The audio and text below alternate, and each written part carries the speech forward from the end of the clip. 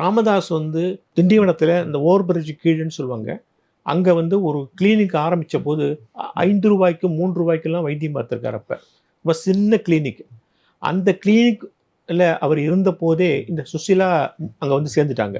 அந்த சுசீலாவுக்கு முன்பாக காவேரி பக்கம் வேலாயுதம், செல்வம், திருநாகரசு போன்றவர்கள்லாம் அங்கே வேலை பார்த்துருக்காங்க. எங்கே அந்த கிளினிக்கில்.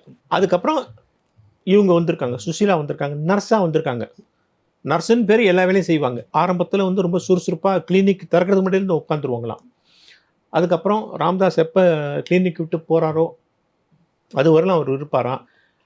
அதுக்கப்புறம் ராமதாஸ் வீட்டோடையே கூட வீடு வரலாம் போய் வீட்டில் போய் பேசிட்டு கூட வருவாங்க. இந்த மாதிரி கிட்டத்தட்ட ஆல்மோஸ்ட் ராமதாஸோடையே அவங்க ஐக்கியம் ஆயிட்டாங்க. ஒரு நர்ஸு, ஒரு பணிப்பெண் அப்படி இல்லாமல் அவங்களோடைய ஐக்கியமாகி அவங்க வீட்டுக்கெல்லாம் போய் வர்றது அப்படி சின்ன பொண்ணாந்தத்துலேருந்தே அவங்களுக்கு ஓரளவு நர்சிங் விஷயங்கள்லாம் தெரியும். கோர்ஸ் படித்தாங்களான்னு எனக்கு தெரியாது.